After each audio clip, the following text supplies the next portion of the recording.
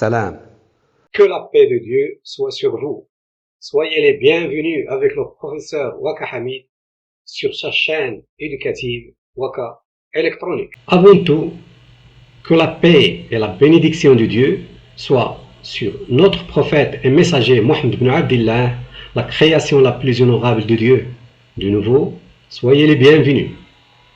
Avec la bénédiction de Dieu, je continue le cours numéro 3 intitulé Tension variable, partie 2 sur 2.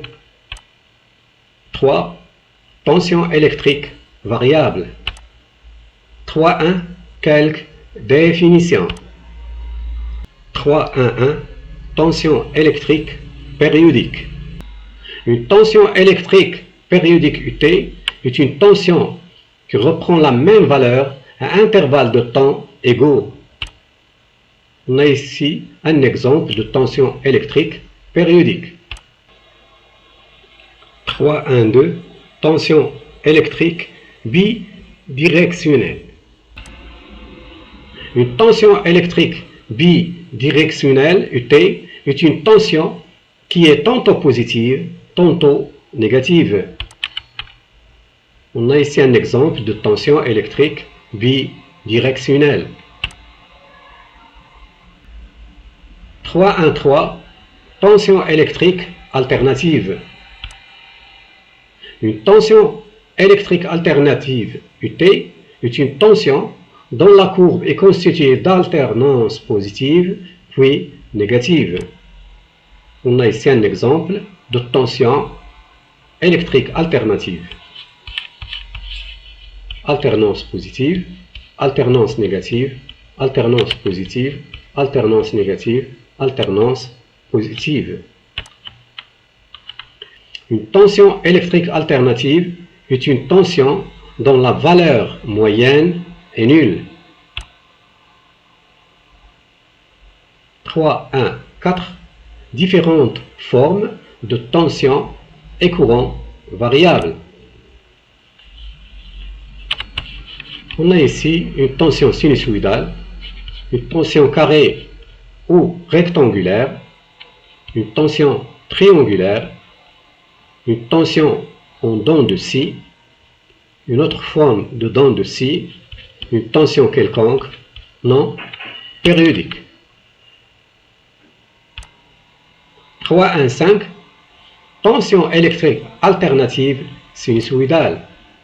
Une tension électrique alternative sinusoïdale UT est une tension alternative dont la courbe est constituée d'alternance positive puis négative et dont la forme est sinusoïdale caractérisée par sa forme ondulée. Petit a, la période. La période d'un signal électrique alternatif sinusoïdal UT est le temps grand T nécessaire pour qu'il reprenne la même valeur avec le même sens de variation. On a ici une tension triangulaire. À l'instant T est égal à 0, la tension UT est égale à 0 volts. À l'instant T est égal à T8, la tension UT est égale à 0 volts aussi. Pour ces deux valeurs de T, la tension UT est identique. Donc la période de la tension UT est grand T qui est égal à T8 moins T0. On a ici le même signal. À l'instant T est égal à T5, UT est égal à moins 1 volt. À l'instant T est égal à T12, UT est égal à moins 1 volt. Pour ces deux valeurs de T, la tension UT est identique. Donc la période de la tension UT est grand T qui est égal à T12 moins T5 qui est égal aussi à T8 moins T0. On a ici une courbe sinusoïdale de T1 à T2, c'est la période T, de T3 à T4, on a ici la même période T. Pour mesurer la période T d'une tension alternative sur un oscilloscope, on mesure d'abord la distance x qui sépare deux points identiques de la courbe, deux minimums ou deux maximums par exemple, puis on la multiplie ensuite par la vitesse de balayage B choisie sur l'oscilloscope. Donc, la période T est égale à x multiplié par la vitesse de balayage B.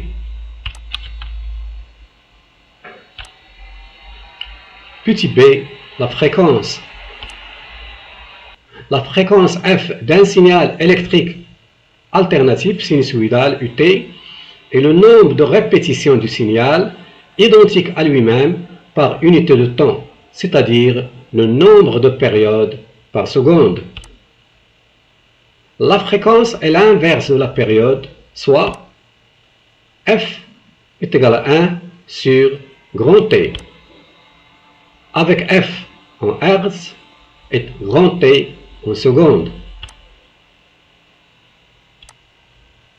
C'est la pulsation. La pulsation oméga, je répète, la pulsation oméga s'exprime en radians par seconde. Oméga est égal à 2pi divisé par la période grand T, qui est égal à 2pi fois la fréquence f, car la fréquence f est égale à 1 sur T. Petit d, tension maximale et minimale. La tension maximale d'un signal est la plus grande valeur prise par la tension au cours du temps. Elle s'exprime en volts et se note U max. Pour mesurer la tension maximale d'une tension alternative sur un oscilloscope, on mesure d'abord la distance Y entre le maximum de la tension et 0 de l'oscilloscope, c'est-à-dire l'axe des abscisses. Puis on la multiplie ensuite par la sensibilité verticale SV choisie sur l'oscilloscope. Umax est égal à Y multiplié par la sensibilité verticale SV. La tension minimale d'un signal est la plus petite valeur prise par la tension au cours du temps. Elle s'exprime en volts et se note U min. U min est égal à moins Y fois la sensibilité verticale SV. Petit e, la tension efficace. La tension efficace correspond à la valeur affichée par un voltmètre en mode alternatif. Elle correspond à la valeur d'une tension continue qui produirait un échauffement identique dans une résistance. Elle s'écrit U ou U efficace et est reliée à la tension maximale Umax par la relation U efficace est égal à U max divisé par racine de 2. La tension délivrée par le secteur dans les prises électriques est de 220 volts à 230 volts. Il ne s'agit pas d'une tension continue, puisqu'elle est délivrée par un alternateur. Cette valeur correspond donc à la tension efficace du courant alternatif du secteur. Petit f, la valeur moyenne. La valeur moyenne d'un signal périodique est la moyenne des valeurs instantanées de ce signal sur une période. On a ici une tension U dont la valeur moyenne est égale à 0 volts. 4. Visualiser une tension alternative. 4.1. Expérience. On branche aux bornes de l'oscilloscope un générateur de tension alternative. On utilise 3 différentes formes de tension alternative périodique: sinusoïdale, triangulaire et créneau. 4.1.1. Manipulation. Pour faire cette manipulation, je vais utiliser le logiciel oscilloscope comme il est indiqué en haut à gauche de la fenêtre. On a ici le bouton marche arrêt, le bouton intensité, le bouton focus, bouton position verticale de la voix 1, CH1, position verticale de la voix CH2, position horizontale pour les deux. Pour choisir le type du signal, AC alternatif courant, direct courant, masse. Même chose pour la voix 2. Ici, quelle voix on va utiliser? On va allumer l'oscilloscope. On a ici un signal jaune. Si on passe à CH2, on a ici un signal vert. Si on passe à dual, on a deux signaux.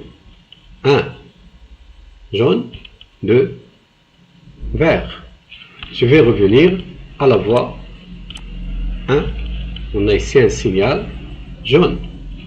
À l'aide du bouton position verticale de la voix 1, je vais régler le 0.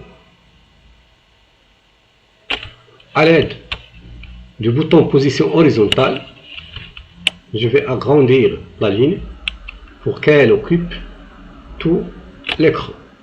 Et maintenant, on va choisir un GPF, c'est-à-dire générateur basse fréquence.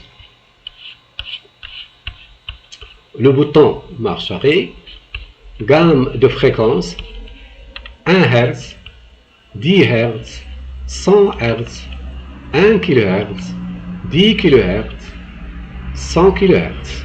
Ici le type du signal. Sinusoïdal, carré, triangulaire. Bouton pour changer la fréquence et les deux bornes du générateur.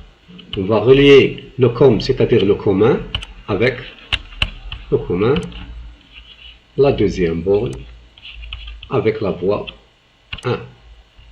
On allume le GPF. On va choisir le type du signal. On va changer la fréquence.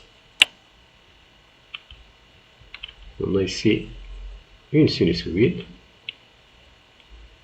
On va régler la sensibilité verticale de la voix 1.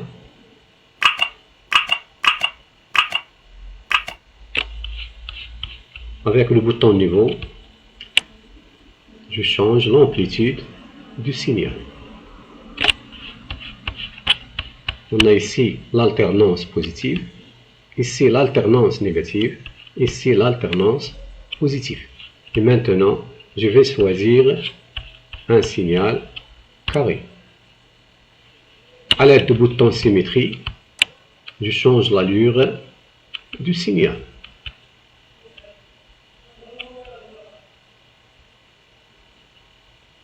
Avec le bouton niveau, je vais changer l'amplitude. Et enfin, on va choisir le signal triangulaire. Avec le bouton symétrie, je change la symétrie du signal. Avec le bouton niveau, je change l'amplitude du signal. On arrête la manipulation et on va noter les observations. Petit A, observation. Lors de la manipulation, on a observé sur l'écran de l'oscilloscope une tension électrique sinusoïdale dont la forme est la suivante.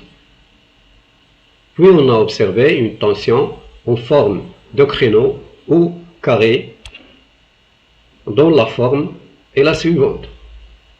Et enfin, on a observé une tension triangulaire dont la forme est la suivante.